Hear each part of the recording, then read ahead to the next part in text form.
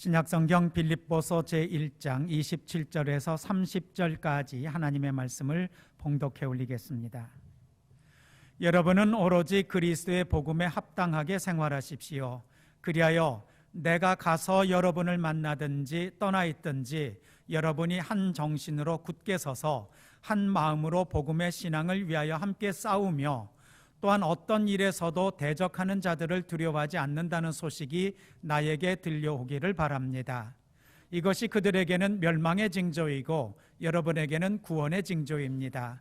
이것은 하나님께서 하시는 일입니다. 하나님께서는 여러분에게 그리스도를 위한 특권, 즉 그리스도를 믿는 것뿐만 아니라 또한 그리스도를 위하여 고난을 받는 특권도 주셨습니다. 여러분은 내가 하는 것과 똑같은 투쟁을 벌이고 있습니다. 여러분은 내가 그렇게 하는 것을 보았으며 내가 그렇게 하는 것을 지금 소문으로 듣습니다. 아멘.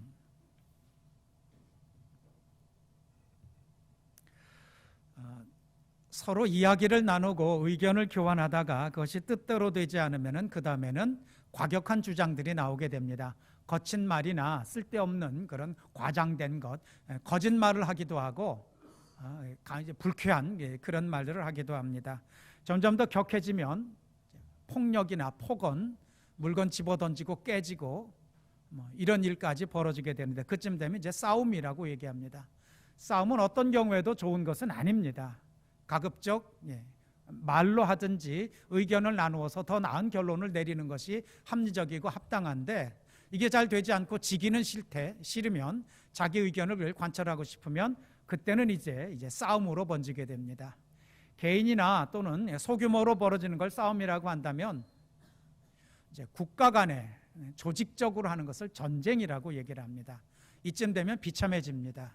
일으킨 사람도 당한 사람도 이긴 사람도 진 사람도 그때는 상처가 남고 피해가 있고 그리고 그 국면에서는 이겨서 좋을런지는 모르지만 지나보면은 차라리 아니한만 못했다라는 이런 결론을 내게 됩니다. 안타까운 것은 인류가 생겨난 이래 지금까지 이 전쟁과 싸움이 그치지 않다는 데 있습니다.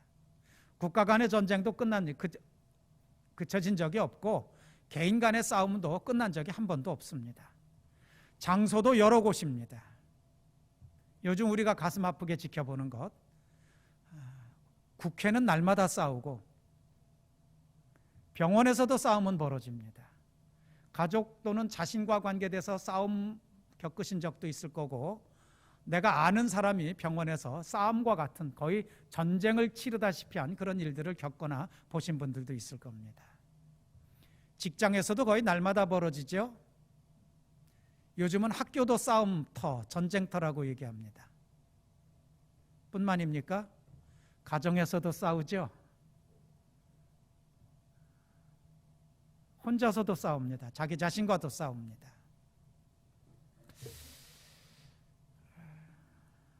나쁘다는 것도 알고 누구에게도 좋은 결과가 아니라는 걸 아는데도 끊임없이 싸움은 벌어지고 있습니다. 근데 놀랍게도 성경에도 싸움 얘기가 나와서 오늘 그 부분을 다뤄보려고 합니다. 오늘 본문에 보면은 싸움과 관계된 이런 표현들, 거칠고 그리고 자극적인 그런 표현들이 나옵니다. 조금 더 말씀을 집중해서 읽는 데 도움이 되십사 해서 질문 중에 그런 질문을 드려놨습니다.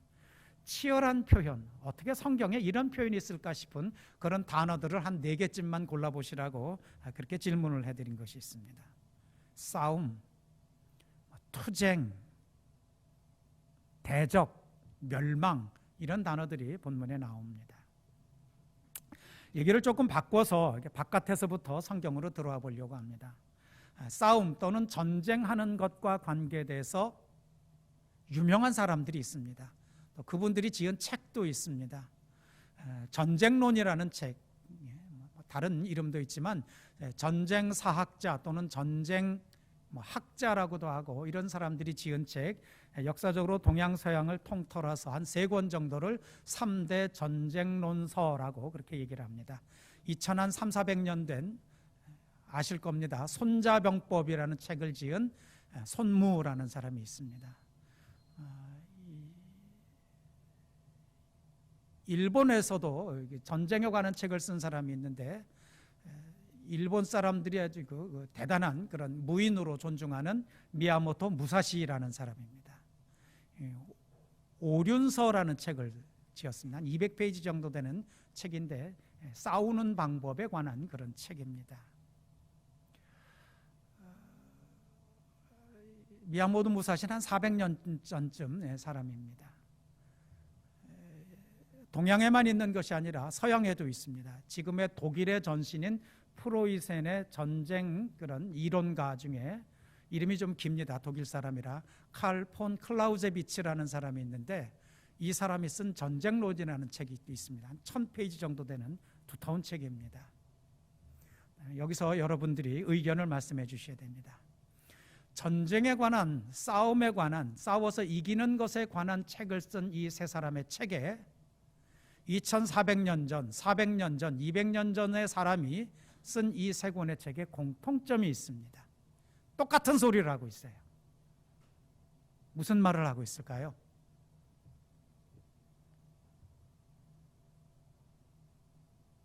처음에 이 말부터 시작해서 자기가 할 말 다 한 다음에 또 이 말로 끝납니다. 즉 서론과 결론이 같다는 이야기입니다.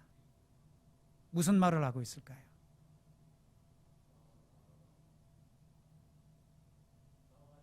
싸움하지 말아라 합니다. 싸우는 방법에 관한 책을 쓰면서 이 사람들이 처음부터 한사코 하는 얘기는 싸우지 말아라. 웬만하면 싸우지 말아라. 싸움은 비참한 거고 싸워서 이겨도 슬픈 거니까 싸우지 말아라. 그런데 내 말 듣겠냐? 어차피 또 싸울 거 아니냐? 그래서 싸운다면 지지 말아라입니다. 지지 말아야 되는 이유도 설명을 하는데 싸울 때는 수단 방법 가리지 않기 때문에 그렇다라는 거예요. 싸울 때는 무슨 협정, 인도적, 신사적 이거 없다는 겁니다. 가장 비열한 방법, 처참한 복수, 불태우고 죽이고 끌어가고 사지를 절단하고 이런 식으로 싸움 또는 전쟁이 벌어지기 때문에 절대로 싸우지 말아라. 그래도 니네들 내 말 안 들을 거 아니냐. 어차피 싸우게 되는데 싸운다면은 지지 말아라. 지면 네가 그 꼴 당한다.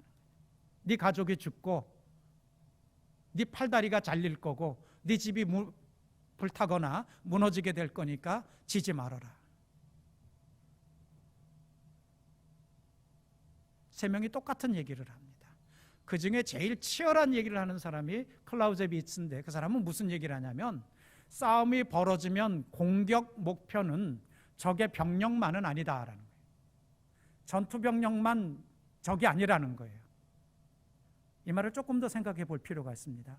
싸움이 벌어지면 총이나 칼을 들고 나하고 싸우려고 하는 적의 군사들, 그 사람들만 적이 아니라 그 사람의 가족, 그 사람의 집, 그 사람의 농토, 모든 게 적이라는 겁니다. 적을 약화시키기 위해서, 싸움에 이기기 위해서 그래서 집에다 불을 지르고 가족을 죽이고 짐승을 약탈하고 땅을 불태우는 일을 그래서 한다는 거예요. 그러면서 끊임없이 얘기합니다. 그러니까 싸우지 말아라는 거죠. 그래도 싸움이 붙었으면 적이 너한테 그렇게 할 거니까 그렇게 당하지 않으려면 네가 그렇게 해라라는 거죠. 그런 걸 가르치는 게 전쟁에 관한 이야기입니다.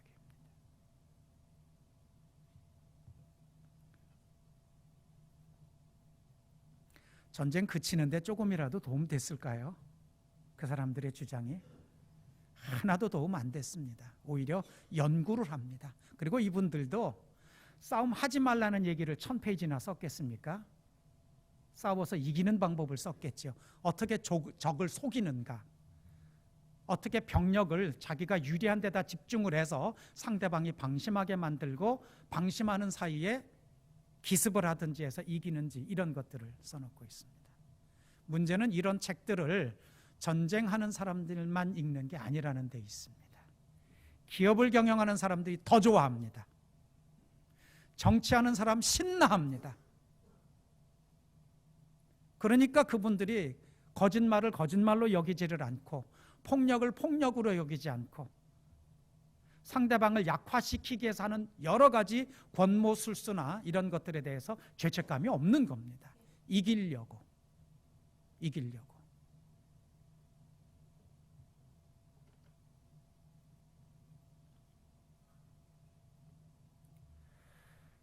이런 걸 싸움 또는 전쟁과 관해서 우리가 미리 생각을 했다면 성경 안에서 싸움에 대해서 복음의 신앙을 위하여 함께 싸우며라는 아무리 좋은 얘기라고 해도 여기다 싸움이라는 걸 붙일 수가 있을까? 이런 생각을 또 하셔야 됩니다. 그것도 성경인데 주님께서 사람들에게 평화와 더불어 감사하면서 사는 것을 가르치고 안내하는 그런 성경의 싸움 얘기가 나오고 대적, 멸망 이런 표현이 된다는 것이 참 받아들이기가 쉽지 않습니다. 무슨 뜻인가를 좀 더 우리가 선명하게 깨닫기 위해서 짚어야 될 것이 있겠습니다. 두 번째 퀴즈를 내려고 합니다. 또 맞춰주시면 좋겠습니다. 이 세상에는 승부가 뻔한 싸움이 있습니다. 해보나 마나 이길 사람하고 질 사람하고 정해져 있는 싸움. 승부가 뻔한 싸움. 어떤 싸움일까요? 속담도 있습니다. 그래서 하나마나한 싸움, 해봤자 이기는 사람 지는 사람 정해져 있어서 승부가 뻔한 싸움, 그것에 관계된 속담도 있어요. 이쯤 되면 맞춰주셔야 되는데 어떤 싸움이며 거기에 해당되는 속담은 뭘까? 그럼 속담부터 말씀드리겠습니다. 자식 이기는 부모 없다. 누구하고 싸우는 싸움입니까? 쟤를 좀 재워야 될 것 같은데.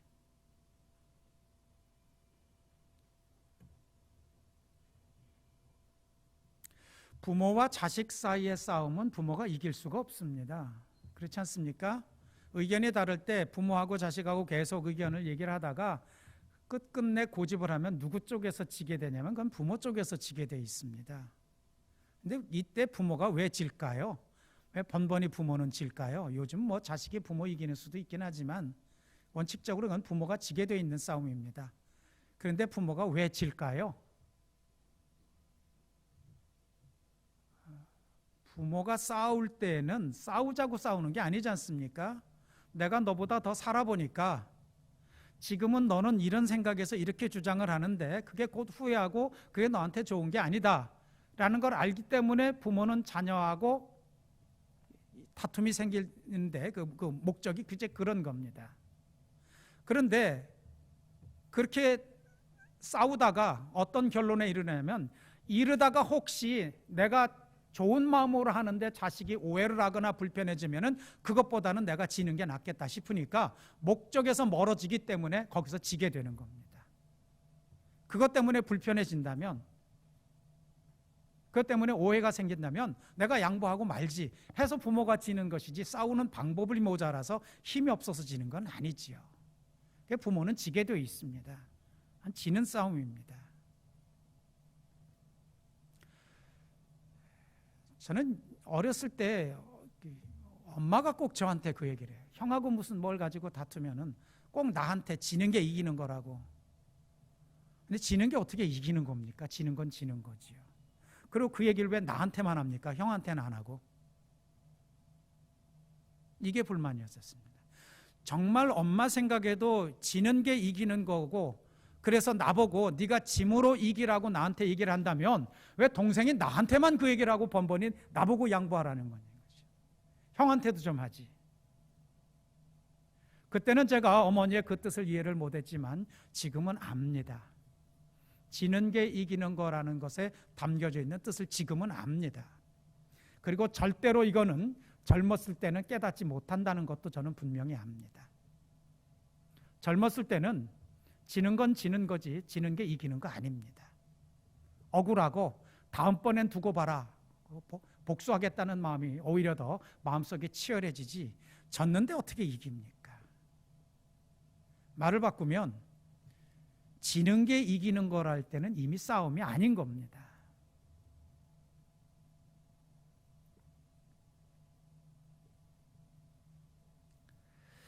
예수 믿는 사람들도 안 믿고 예수 안 믿는 사람들이 예수 믿는 사람들이 얘기하면은 코웃음 치는 가르침이 성경에 있습니다. 왼뺨을 때리면 오른뺨을 대고 뭐 겉옷을 달라고 하면 속옷도 벗어지고 누가 한 오리쯤 같이 가달라고 그러면 십리를 가라고 한 주님의 가르침. 여러분 믿으세요? 그렇게 하려고 애쓰세요? 남한테 그렇게 설명하고 이게 옳다고 얘기할 수 있으세요? 어렵죠? 이걸 가지고 논문을 쓴 사람이 있습니다. 신학자가 아니라 정치하는 사람입니다. 오늘날의 독일은 강대국이지만 옛날에 그 프로이센이라는 나라로 강대국으로 이렇게 틀을 잡기 전에는 독일은 가지고 있는 국력에 비해서 서로 싸우느라고 질이 멸렬하고 있는 분열 국가였었습니다. 그런 독일을 하나로 뭉친 데는 위대한 그 정치가가 한 명 있는데 비스마르크라는 재상입니다. 별명이 붙어 있어요. 그 마음이 강하기가 쇳덩어리 같고 피 흘리는 것 같은 것도 두려워하지 않는다고 해서 철혈재상이라는 별명이 붙어 있습니다. 이 비스마르크가 대학을 졸업할 때의 논문이 예수님의 산상설교로 국가를 통치할 수 있을까입니다.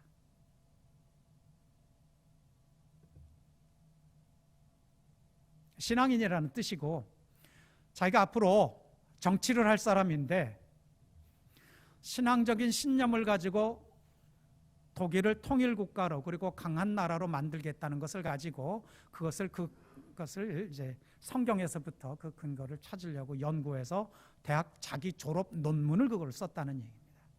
아시겠지만 우리나라 대학생들은 논문 안 씁니다. 논문 쓰는 거 포기한 지 오래됐습니다. 우리나라 대학원도 논문 잘 안 씁니다. 독일에서 논문을 쓴다는 건 그리 쉬운 일이 절대로 아닙니다.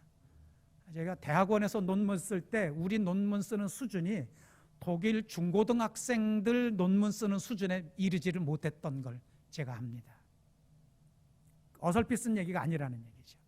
그때 비스마르크가 다룬 주제가 예수님이 산상설교한 내용으로 국가를 통치할 수 있을까? 결론이 뭐였을 것 같습니까?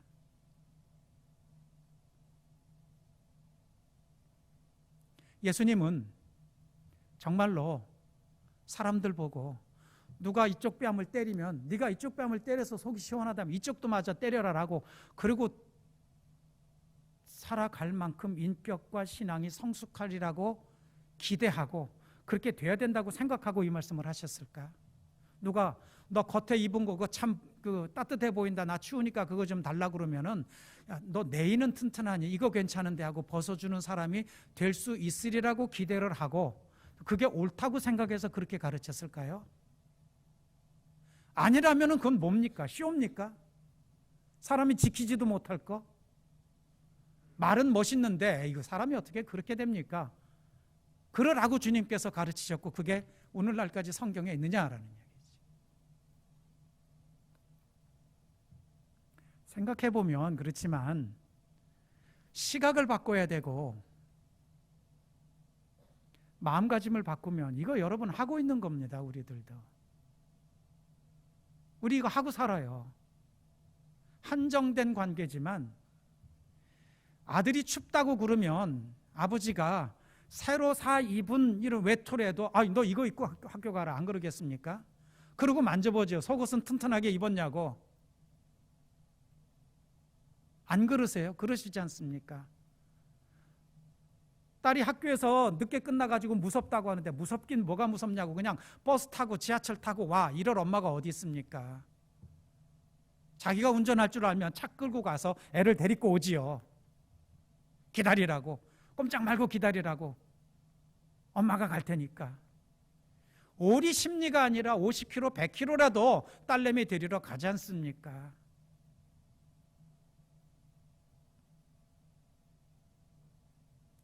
남편이 속이 상해가지고 직장에서 사업장에서 술 마시고 와가지고 막 횡설수설하고 그러면은 아이고 저 인간 속으로는 그런다 하더라도 그래 얼마나 속이 상하면 그러겠느냐고. 나한테 푸념해서라도 속이 풀린다면 1시간 얘기할 거 2시간 들어줄 거고 오른쪽 귀에다 내 얘기하면 왼쪽 귀로도 들어주고 안 그러고 사세요?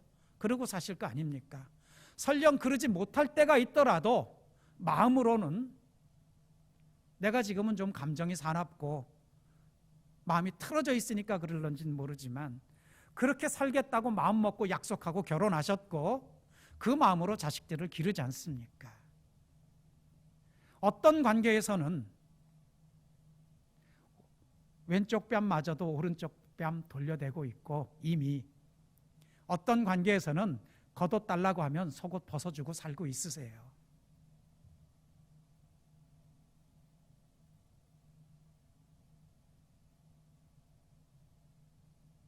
비스마르크는 결론을 그렇게 냈습니다. 아무나 누구나 다 그럴 수 있는 건 아니다. 하지만 뜻과 목표가 같아서 마음이 통하는 사이에서는 이것으로 통치가 가능하다. 성경 제대로 읽은 거죠. 나라를 어떻게 만들겠다는 목표도 분명한 겁니다. 그게 적용되는 데는 가정입니다. 그냥 되는 데는. 뜻과 마음이 통하고 서로를 위하는 사이에서는 왼뺨마저도 오른뺨 돌려댈 수 있고 겉옷 달라면 속옷 벗어줄 수 있습니다. 내가 하는 말이 상대방의 기분을 거스릴까 봐 한 번 더 생각하고 조심스럽게 얘기할 수 있고 순간적으로 미울 수는 있지만 저 인간 죽었으면 좋겠다는 데까지 그렇게 번지지 않습니다.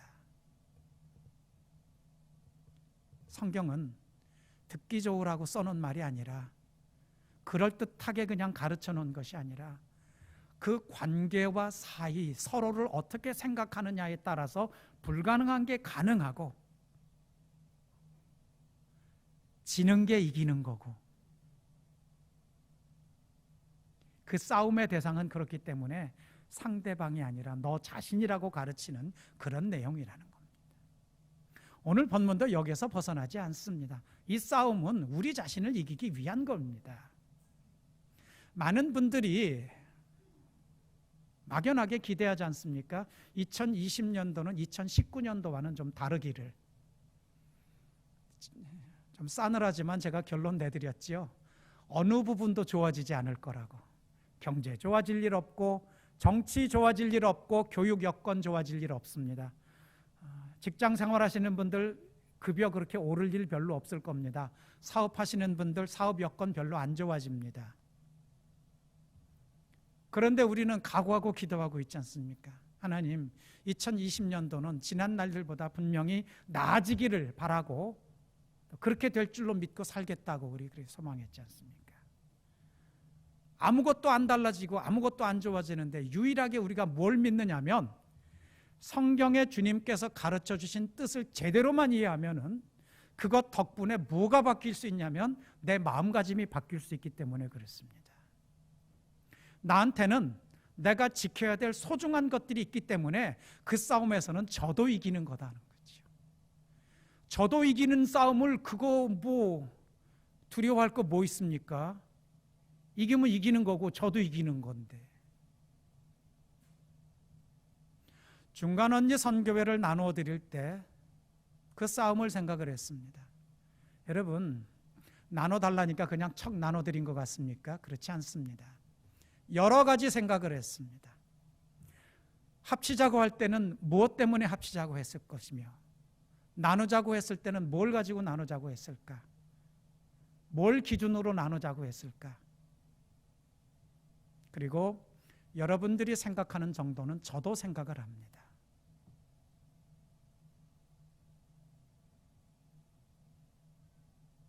져서 이기는 싸움이 됐으면 좋겠습니다. 져서 이기는 싸움. 남선교회가 오늘 임원을 선출한다고 합니다. 재수 없는 사람이 회장되는 그런 선출이라면 하지 마시기 바랍니다. 내가 빠졌어야 되는데 그걸 가가지고 내가 임원이 되다니 하는 정도 선출이라면 남선교회 안 하시면 좋겠어요. 그런 건 망하는 싸움이지 져서 이기는 싸움이 아닙니다. 이기면 이겨서 이기고 저도 이기는 싸움을 하려면 한 마음으로 싸움 앞에 한 마음이라는 게 나와요. 오늘 설교 제목은 믿음의 선한 싸움입니다. 선하다는 거하고 싸움이라는 게 이게 어울리기는 하는 겁니까? 근데 어울린다는 거지 않습니까? 잘 되기를 바라고 사랑하는 사람을 지키겠다는 것이고, 특별히 가르치진 않아도 가정에서는 웬만큼 되니까 그 마음을 가지고 같은 믿음으로 살아가는 사람들 사이에서 한번 해보라라는 거지 않습니까? 그게 교회지 않습니까? 교회는 남들이 모였습니다. 가정은 가족들이 모였지만 교회는 남들이 모인 겁니다. 근데 가족들이니까 웬만큼 되는 거 말고 남들이 모여서도 저도 이기는 게 되는 걸 한번 해보라는 게 교회예요. 이게 바깥에 나가면 잘 안 됩니다. 여러분, 직장에서 이렇게 하면은 매번 손해당하고 또 뺏기고 또 진급 못하고 남들보다 더 우습게 여기는, 그렇게 되기 때문에 일반적인 관계에서는 이거 잘 안 됩니다. 그래도 한번 해보겠다고 하신다면 그건 하나님이 기뻐하실 수 있습니다. 왜냐하면 이 세상이 전부 다가 아니기 때문에. 지금 살아가는 관계나 지금 만나는 게 전부 다가 아니라 우리는 영혼이 영원한 하나님 나라에서 하나님이 마련하신 존재 방식이 있다고 믿기 때문에 여기는 별거 아닙니다. 내가 소중하게 여기는 분들, 우리보다 먼저 있었던 분들, 내가 존경하는 분들, 그런 분들을 다시 만날 그런 존재 방식을 우리는 믿기 때문에 이거 다가 아니면 좀 지는 게 이기는 거일 수도 있지 않습니까? 조금 더 배려하고 불편해지는 것보다는 내가 짓게, 내가 조금 더 걸머지고 양보하면 되지 않겠냐 하는 그런 겁니다. 식사 당번을 그렇게 하시는 거고 교회 청소를 그렇게 해서 하시는 겁니다.